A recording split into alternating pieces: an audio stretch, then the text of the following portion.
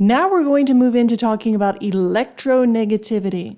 Remember, electronegativity is a property that increases as you move to the right and increases as you move up on the periodic table, all culminating in fluorine. Fluorine is the most electronegative atom, or the most electronegative element.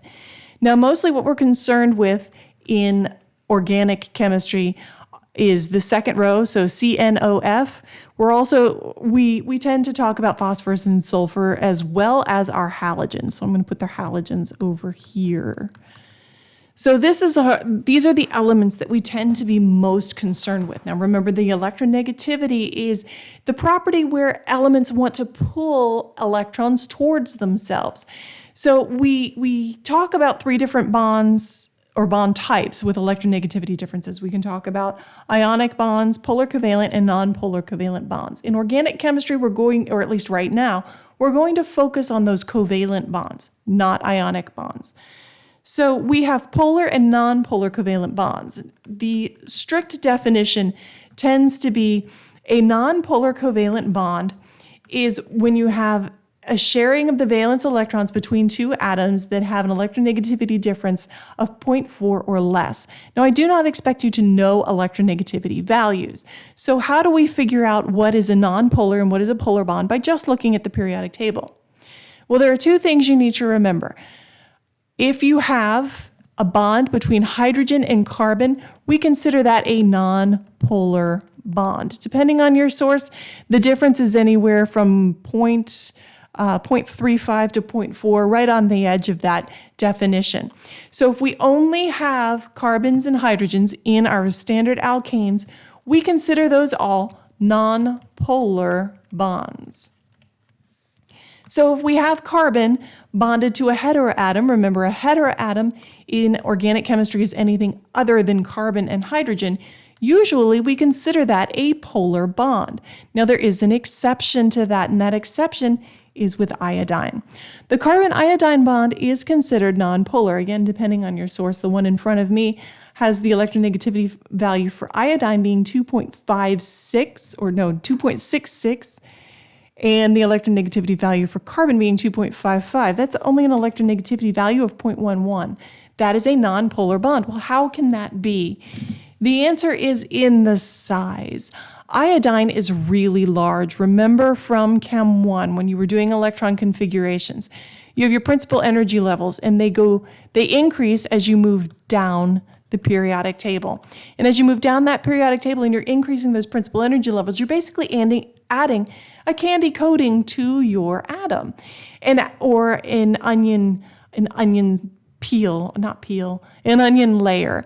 So you're getting larger as you're moving down that periodic table. And as you're getting larger, you're moving farther and farther away. You're moving the nuclei farther and farther away.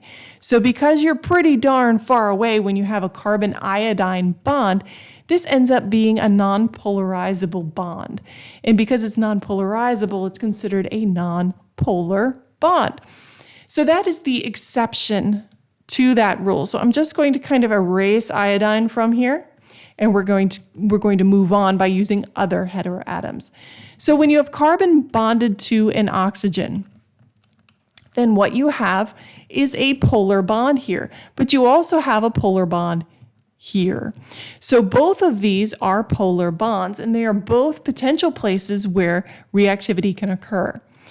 You can have, when you have a carbon halogen bond, you also form this polar bond, this polar covalent bond. And we show a polar covalent bond by drawing a dipole. A dipole is shown with a crosshatch on one side and the arrow pointing towards what would be the electronegative side, the side with the most electron density. So in this case, the chlorine is more electronegative than the carbon. So we form this partial positive on the carbon, and we have a partial negative on that chlorine. This partial positive on this carbon makes this carbon what we call electrophilic. It really likes electrons, and it would like to have its electrons back, but chlorine is taking them away. So that makes the carbon electrophilic. And we will dive into electrophilicity a little bit more, but I just want to drop that in as often as possible. So we have these polar bonds, and these polar bonds create regions of electrophilicity where we can have reactivity. Electronegativity also leads to our intermolecular forces. So electronegativity coupled with electron geometry will lead to polar or non-polar molecules. And we're throwing back to the valence shell electron pair repulsion theory, which is usually covered in Chem 1. So I need you to review, if you don't remember, I need you to review your canceling shapes. So we have, say, carbon tetrachloride. Carbon tetrachloride is a tetrahedral molecule, and although these are all polar bonds, they are all pulling equal and opposite one another because of valence shell electron repulsion theory. This is a non-polar molecule. So if you don't remember things like that, I'm going to need you to review things like that, because the intermolecular forces depend on having polar and non-polar molecules. So we have 3 categories of our intermolecular forces that we're going to be concerned with in organic chemistry. We have the weakest of the intermolecular forces, and we'll call those dispersion forces. Sometimes they will be referred to as London dispersion forces or van der Waals forces.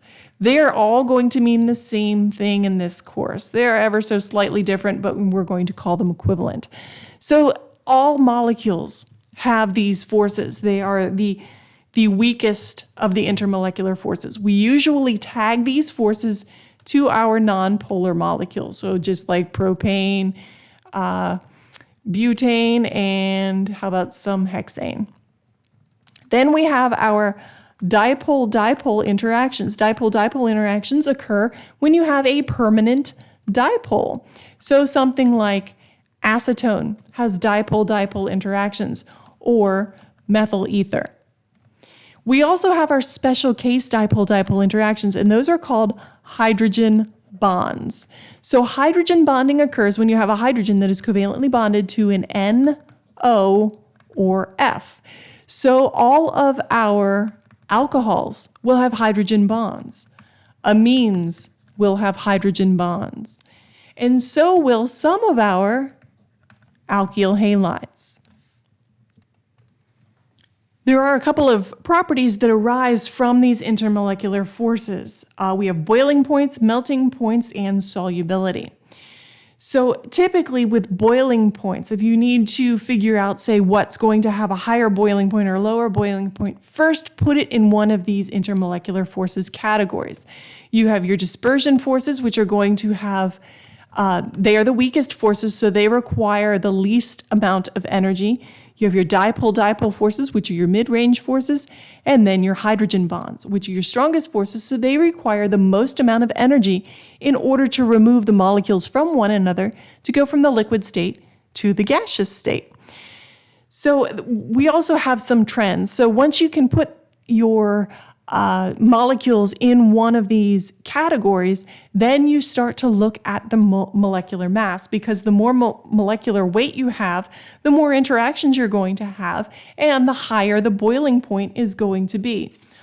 Also, you need to see, is it a straight chain or is it branched? A branched alkane has less surface area than its straight chain counterparts. You see, these are structural isomers. They have the same C6 chemical formula, C6H14, but they have a different arrangement of those atoms. These are structural isomers. So looking at these two isomers, the branched alkane has less surface area. It's not going to stack as readily. Therefore, the branched alkane is going to have a lower boiling point and melting point than its straight chain analog with the same chemical formula. So lower due to less interaction, higher due to more interaction.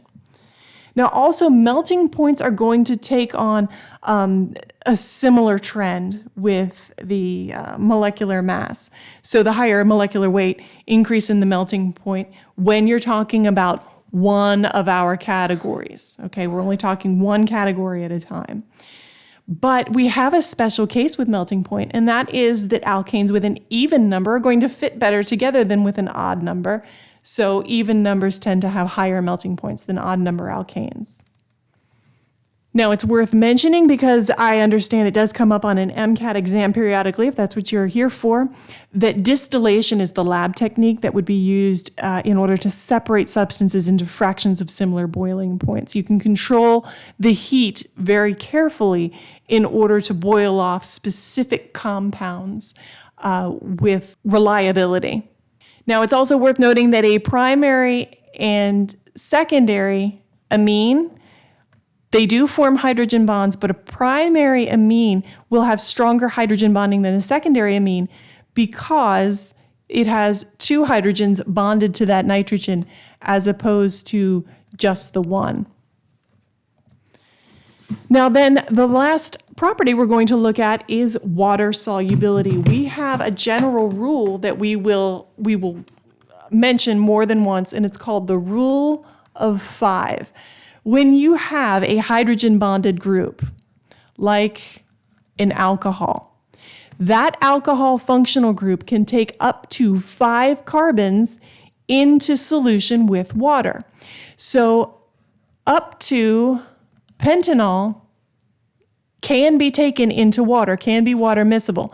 As soon as you get 1 more carbon, so here's my 6 carbons, then that's where the water miscibility tends to fall off. And the longer the chain, the less can be taken in. Now, if you had a diol, if you had 2 alcohol groups, then this should be a water-soluble compound. So the general rule is for every hydrogen bonded functional group, you can take up to 5 carbons into a water-soluble solution. That's the rule of 5. So our hydrogen bonded groups, we have alcohols, we have amines of all sorts, well, amines primary or secondary amine. Carboxylic acids work as well as amides.